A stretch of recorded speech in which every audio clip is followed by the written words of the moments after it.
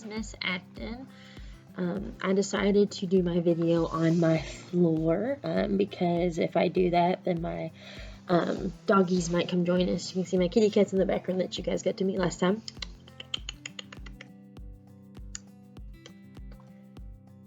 He likes the camera. The puppy dogs don't so much, but I'm hoping that they come and visit us so you guys can see them. My baby girl just fell asleep. The girl bottom then went down for a nap, so now I have time to make this video for you guys. So we are still doing poems this week, poetry this week, but we're also moving into some stories and some songs that you guys are going to get. So what the plan is that I'm going to read a poem to you and answer some questions about that poem. You are also going to have to answer these questions about different poems and a song and a story on your own. So if you pay attention to how Miss Acton answers these questions with the poem we do together, then when you do it on your own with the song, story, and poem on Monday or Tuesday, Wednesday, and Thursday, you should not have a problem with answering those questions, okay? So first I'm going to show you guys our we will and I will. So we will use the words in a poem to create more meaning about the story it is telling. So our purpose today is to watch these videos and dig deeper into the words. You're going to find out that we're going to be talking about the setting, the characters, the relationships, and what makes these stories funny. But we have to dig for it. It's not obvious. It's not just going to be sitting there waiting for us with obvious words. The character's sad. The setting is a school. It's not going to be obvious. We have to dig for it. And a lot of good stories, you have to do that, and you have to be a good reader to do that. So that's what our purpose is for today. So I'm going to read the poem to you that we're doing together. The first time that I read it, I want you to just enjoy it. Just sit there and absorb all the information that you can, but just enjoy it. You don't really have a job this time, but just enjoy it and kind of get an idea of what the story is, so that the second time that we read it, you're not worried about the story as much. You know what's going to happen. You're more worried about digging deeper into the meaning of those words. All right, so let's read it. Called Boots and Troll. Little man Boots had a house in a land dark and cold. He chopped trees for his fire and wood to be sold. But that winter Boots met a big troll that was quite scary. Boots said to himself, that troll is very mean and very hairy. One day Boots was chopping a snow-covered tree when he heard the troll growl, "These woods are for me." The troll lifted the log and snapped it in two. He shouted, "Run away now or this log will be you." The next day Boots was chopping another big tree when he heard the troll growl, "These woods are for me." But Boots had a plan, so he just stood his ground. He held out cheese that looked like a rock and was round. When Boots squeezed the cheese, it dripped gooey green goo. He yelled, "Run away now or this rock will be you." The troll saw the strange rock being crushed in Boots' hands. He turned and ran fast far away to his faraway land. So hopefully you enjoyed that story. And was able to just sit there and enjoy at the gist of it. So you know that we've got two characters so far. We know they really don't get along, and hopefully you picked up on how Boots was actually able to trick the troll. So now what we're going to do is read it again, but we've got a job to do. Let's find out what those jobs are. So you need to answer some questions, and don't forget, we're not just answering these questions about this story. You're answering questions like these about stories, poems, and songs on your own this week. So pay attention to how Miss Acton thinks through these things. All right, so these characters were chosen for a reason. Why? So basically what you're telling yourself is this author created these characters. They're not real people. Why does she choose Boots to be just a little man? Why didn't she make him a troll too? Why couldn't this be a story about two trolls? There was a reason behind that. And I'm hoping that you're thinking in that in your brain, why she chose a character that was small like a man and then a big, huge, scary, mean troll. Why did she choose for Boots to not be really scared and really timid and take off? She taught him to stand his ground, and he really wasn't shaken by the troll. Why did she choose to make the troll mean and vicious and scary at the beginning, but in the end, he was scared and ran away from a little man. So there's a reason why this author chose these two characters and chose to make them the way that they were. And that's true for any story that you read that's fictional. The characters are chosen that way for a reason. We got to find out why. There are words and sentences that give us clues to the character's feelings. So in the story, the author didn't just say Boots was scared, the troll was angry, but she does tell us what they're doing in the story, and we have to use those as clues to figure out what the character is feeling. And those feelings change throughout a story. The troll does not feel the same way at the beginning of the story as he does in the end.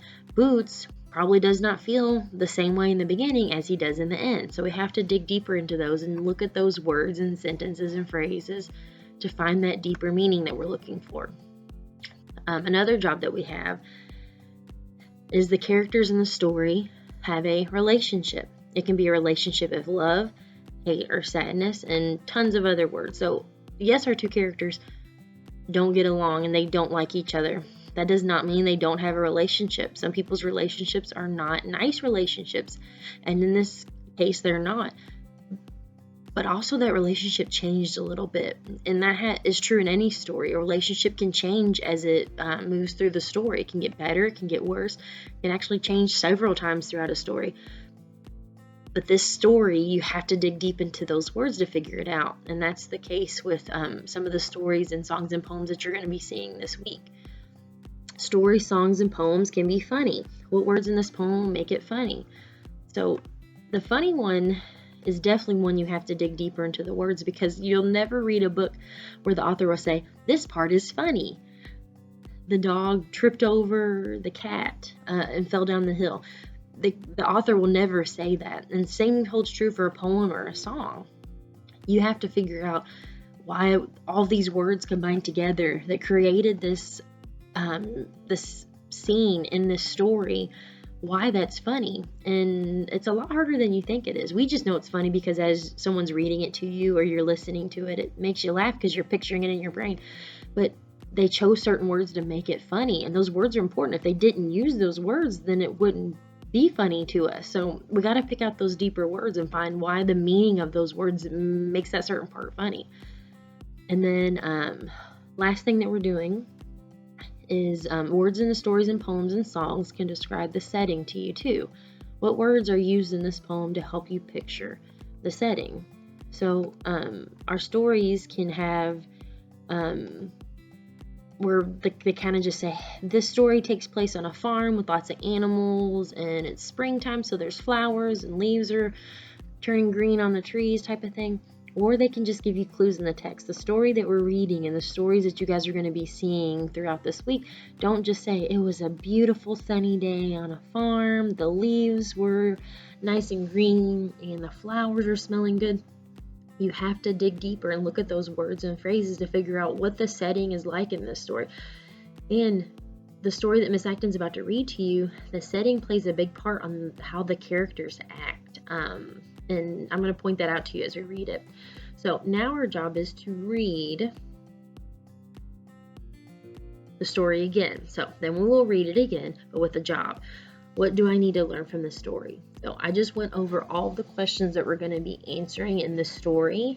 And so I'm hoping that as we're reading it, and Miss Acton is thinking through it out loud, that you're seeing how we can look in these and try to find something deeper in the words in the story that we're reading. So I'm going to be talking a lot through this.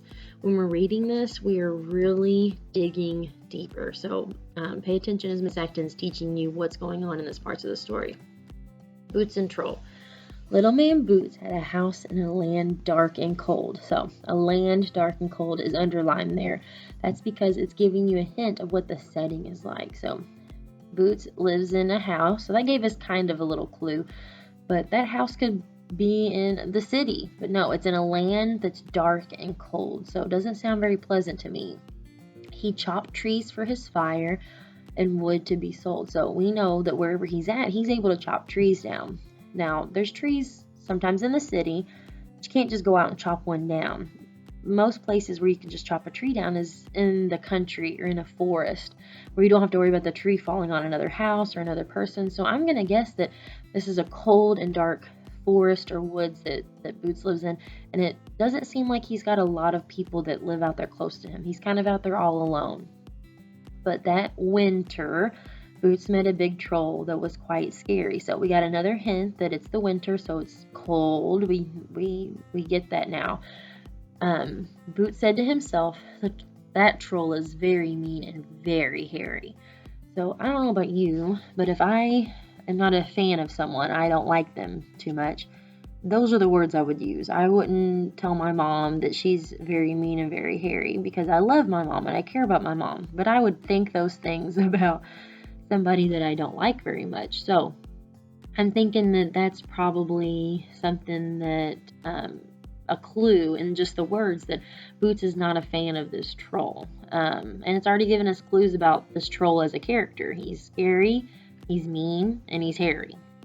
One day, Boots was chopping a snow-covered tree.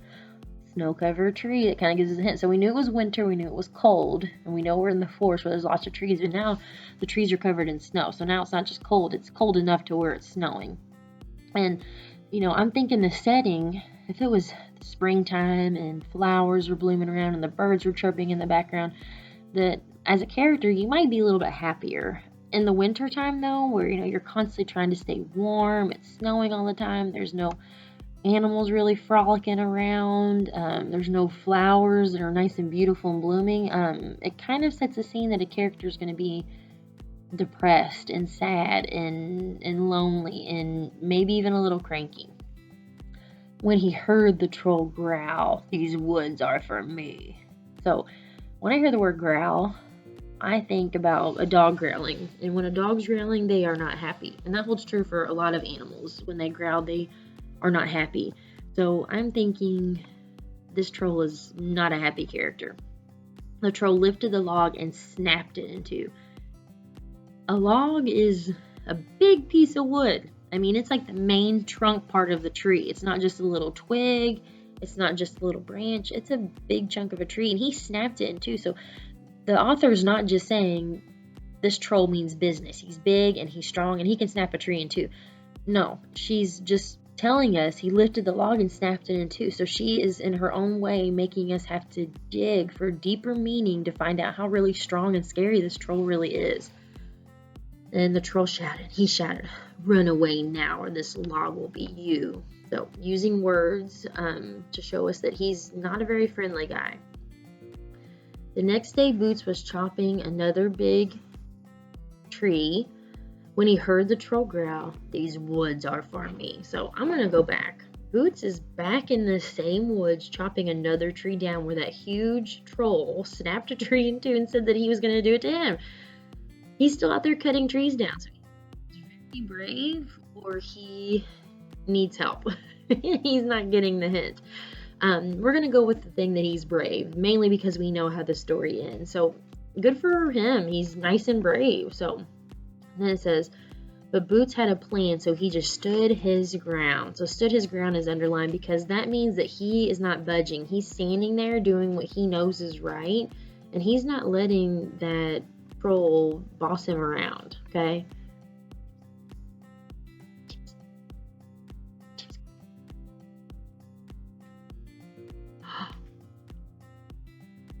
Hi, baby. Oh, thank you, baby. I told you if I stayed down here long enough, I'd have a visitor. Can you tell the kids hi? Can you tell the kids hi? Oh, hi. Oh, you get something in your eye? Okay. Hey. Watch him. Good girl. Good girl. She's my first day. Hey, you go lay down? Go lay down. Please don't lay down right here. Go lay down. She just got a haircut. She looks so weird. Don't lay down right here. Hey, go lay down. Lay down. Good girl. Okay, you can hang out. Just don't mess my computer up. All right, so back to our story. All right, so we were at the part where Boots was standing his ground. So, he's being brave and he's standing up for people and he's telling him, this isn't right. I'm going to stand up for what I believe in. And then, out of nowhere, the author decides to say he held out cheese that looked like a rock and was round. I thought that was funny instantly because, this was such a serious story with growling and snow, and it's such an intense scene. And then all of a sudden, just cheese appears. This guy just pulls a piece of cheese out of his pocket. And not only is it cheese, but it's cheese that's round and looks like a rock. I'm like, where are we going with this? Like, whoever wrote this is losing their mind at this point. But we know that there's a reason for it. We know that she's adding this into the story to make it funny, but also because it holds a purpose. So let's keep digging deeper. When Boots squeezed the cheese hard, it dripped gooey green goo. I underlined that because that is a alliteration that we learned last week, and you'll see some stories, poems, and songs this week that have some alliteration in them too. And it makes for a funny story too because it's funny to read that. And picturing this cheese being squeezed in Boots' hands and it dripping gooey green goo is really funny too. So now we're trying to get to the part of the story where she's trying to make this a funny poem, and I like that. I think it makes it more enjoyable to read. Run away now, or this rock will be you. So now Boots is saying what the troll was saying to him. He's going back at him, and he's using the same words. But right now I'm thinking, why would that scare a troll? To squeeze a piece of cheese in his hand. That's just goofy. But the cheese looks like a rock. I don't know about you, but I've never been able to hold a rock in my hand and squeeze it as hard as I can and just let it crumble in my hands. But to this troll, that's what Boots just did. So the troll saw the strange rock being crushed in Boots' hands. He turned and ran fast to his faraway land. So he legit thought that Boots was so strong that he squeezed this cheese so hard that it crushed in his hands. And he's like, if he can do that with a rock, then what's he gonna do to me? I'm out of here. I'm out skis. Deuces, I'm gone. And so he left. So I'm hoping as Miss Acton read this and I thought out loud about the characters and why the author made them the way that they did. So she decided to make Boots a little guy and the troll a big, strong, hairy thing, because in the end, when this troll is running away from Boots, it's funny because he should have nothing to be scared of, but Boots tricked him. He's smarter than him and scared him away. And whenever I'm reading this, and hopefully when you were too, I was picturing this big, huge troll that's scary and mean, running like a little scared puppy away from this little bitty man that's holding a big clump of yucky cheese in his hands now. It makes a funny picture. But all authors choose their characters that way to make the story funny or just to make it a better story. Our characters' feelings change throughout the story. Are you serious? Hey, go lay down. Go lay down. Go lay down. Go get in your bed. Go lay down. Go get in your bed. Go get in your bed. Get in your bed. Good girl. Hi, so I left you on the ground, and now I'm in my kitchen. My baby girl woke up, and so I had to take a break, take care of her for a little bit, and now she's back down for a nap, so now I can do a video without worrying about her fussing in the background and clanging her toys together and all that stuff. I promise I'll make sure that she makes one of the videos. Just not ready for it yet. She's still so goofy and so crazy, and she's crawling now, so that's all she wants to do. So Miss Acton read the story once to you guys, got the gist of it. Then I went over some questions that we were going to answer as we were going to read it. And I read it again, really broke it down to you guys. And now it's basically your job to do this on songs, poems, and stories on your own. So on Tuesday, there's going to be a poem about a two-toed tree toad. So he's got two toes, and he's got a friend that is a three-toed tree toad, and it's a lot of fun to read. So if you can, get some of your family members to try to read it to you too. I'm going to read it to you, so it's actually a video with the poem on the screen, and I'm going to read it to you because I figured you guys would get a kick out of Miss Acton trying to read the story. But even just me thinking about it, it's funny to me. But again, the author's not just saying this poem's funny, laugh as you're reading it. It just is funny because of the way that they did it. And I need you to tell me why it's funny. And then also they chose the characters to be two-toed and three-toed for a reason. Why? Why did they design those characters that way? They could have picked a frog that has 5 toes like we do, or a toad that has 4 toes. I think that's how many toes a toad has anyway, but they chose 2 and 3. Why did they do that?